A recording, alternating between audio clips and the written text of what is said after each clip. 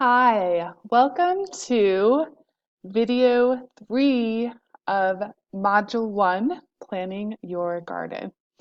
So this video has a lot of information in it, and um, be glad the videos after this aren't as intense with information. It's just this first module is really got a lot of the information to set you up for success. You need to plan to have a successful garden. So in this video, we are going to talk about choosing your site and making a planting map. So what do you want to look for when you're choosing a garden site? The site that you choose, it's really setting you up for success. Uh, if you have the ideal site, then it's your foundation, just like soil is your foundation for gardening too, but it really is going to help you be successful in the future. So here are some things that we want to think about when we are choosing a garden site. And what you really want to think about is you're looking for the perfect environment for not only your vegetables, but it also needs to be in a space that's going to be convenient for you. It could be the perfect spot, but if it's 20 miles away and you have to drive there all the time, you're never going to go. So just keep that in mind. And let's talk about how we choose a garden site. So first off, it's really important that plants in general, but especially vegetable plants, they need sunlight to grow. And with vegetable plants, they need at least 6 hours of sunlight a day. So you want to think about that when you're looking around your yard or various spots that you're looking for this space to start your garden. You want it to be open. That is trying to avoid things like these big trees. You don't want to plant directly under them if it's going to be in shade all the day, or if there's shrubs that are going to kind of shade or compete with your vegetables. You want to avoid those areas too. And in general, you want to have a sunny open area, but it can get pretty intense with our New Mexico sun here. So you may eventually need to create shade in the afternoon for your plants, but for now, start with just finding an open spot that has lots of sunlight, and then it's easy to adapt the spaces you have and add shade if you need to. Okay, so in North America, the way the sun moves through the sky, we need to think about how the shade moves during the day. So in general, you want to have your shorter plants to the south and your taller plants to the north. And this just helps with making sure that your short plants don't get shaded out by the tall plants. And to get to know your soil, the big things that you want to look for when you are looking at soil in your yard or space that you're looking at is it should ideally drain well, and that means that there's not standing water there.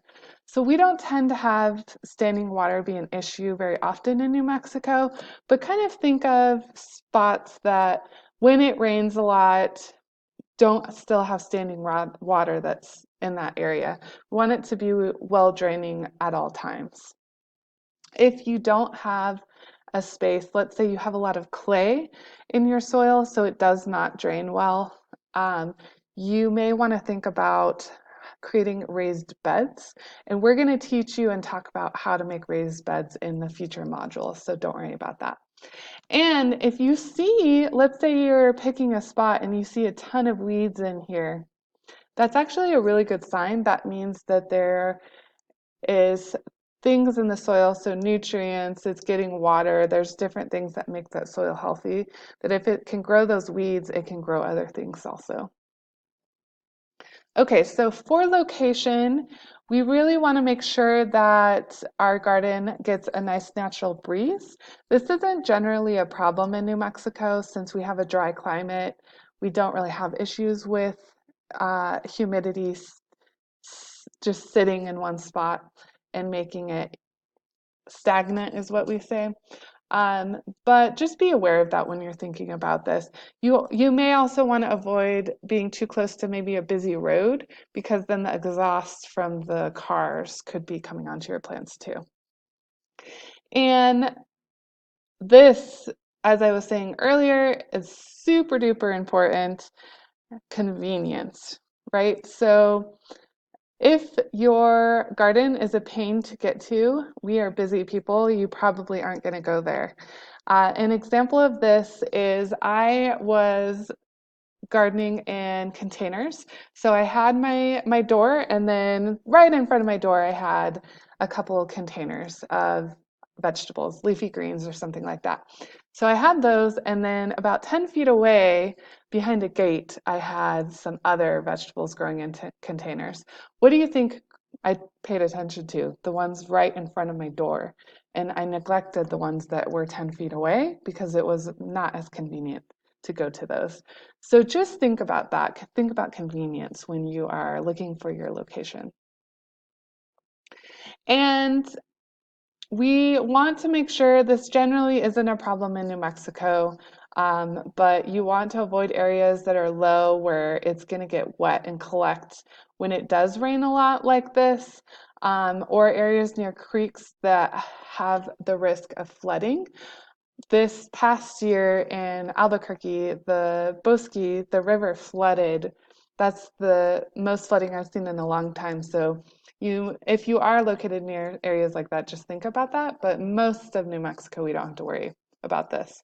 What we do need to think about in New Mexico are wind and lead. So wind often is a problem here in the spring.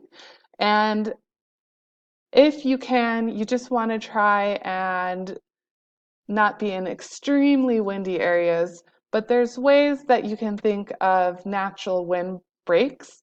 So your house may block the wind, a fence may block the wind. If you have shrubs or trees, they could block the wind. Just remember, don't plant too close to them.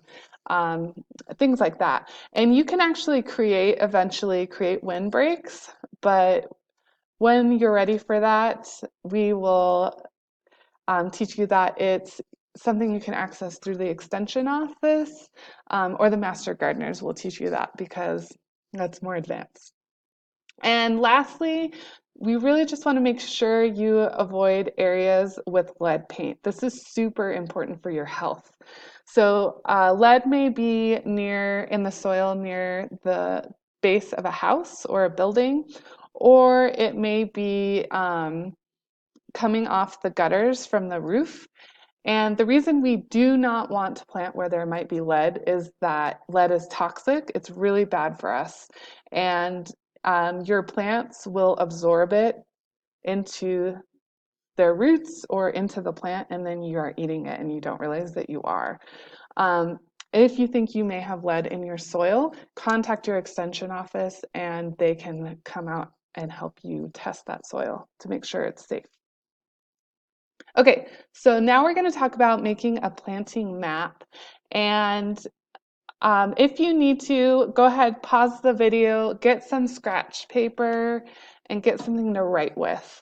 And you can do this along with me. You can actually create your planting map as we go, or you can watch the video and do it afterwards. Something that's helpful is to have blank paper, or if you want to download from page 20, that grid paper to make your map. So if you haven't done that, go ahead, pause the video and do it. And just as reference, a lot of what I'm talking about is available in the book. We're learning a lot, so it's good to go back to your book to absorb this information. So it starts on page 10 of chapter 1.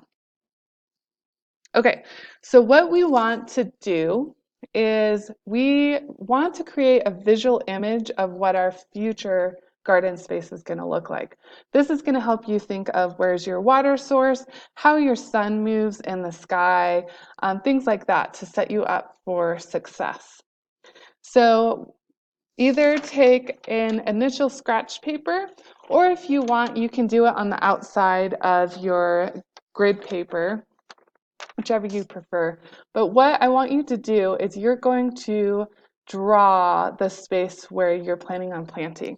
So add things like the direction, so you can think of the sun. So which is north, south, east, and west. So again, you can think of those shorter plants and taller plants and how they're going to get affected by shade. And add where are you getting your water from? That is super important. Are there any buildings that are in the area that could be a windbreak or that you just need to think about when you're planting? So where's your house? Where maybe is your garage or other buildings? Are there any permanent walkways that you need to work around? Or permanent plants, so big bushes or trees, things like that. So go ahead and draw that. And you can pause the video now if you want to do that now, or you can do it after you watch the whole thing. So once you have figured that out, then we are going to take this planting space right here, and we are going to either, if you do it on a second paper, enlarge it like this, which may be easier for you, or if you already wrote on this paper, just create that space. So what you want to do, you want to make sure you have the directions on here the same as in this one. So I have mine written north, south, west, and east. And you need to understand, you need to create a measurement. So what I use is 1 square foot, so about 1 square foot equals 4 of these squares. So 1, 2, 3, 4 of these squares is 1 square foot.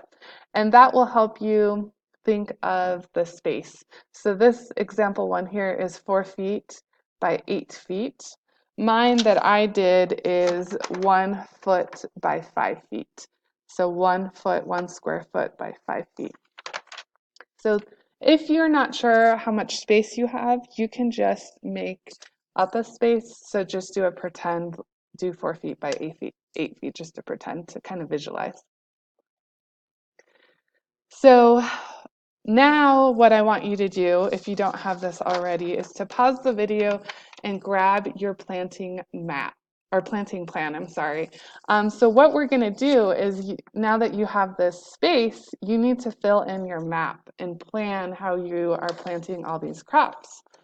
So for mine, I just did a cool weather garden. So this is carrots, beets, lettuce, and Swiss chard. And something that's really important that you need to think about is the footprint of your plant once it's fully grown. So for example, Swiss chard is 12 inches by 12 inches, which is a foot for one plant. So it would be 4 of those squares. So 1 square foot for one Swiss chard plant. So here I have that. So 1, 2, 3, 4, 1 plant, 1, 2, 3, 4, 2 plants, 1, 2, 3, 4, 3 plants, 1, 2, 3, 4, 4 plants. So that'll help you figure out how many plants that you can fit in a space. And you are just gonna play around, draw this. The other important thing that you need to think about is the height of your plants to make sure that they're not shading out. But go ahead, do this, pause the video if you need to, and again, you can always refer to your book to help you with this. And everything you need is going to be on here that you need to put on here. And that's it. You're just visually mapping what your garden is going to look like, and then you're going to use this in the future to help plan out your actual garden. So that is it for this module. And in the next module, we are going to talk all about soil prep and making sure you're starting your garden with healthy soil, which sets you up for success. So I will see you in the next video. Bye-bye.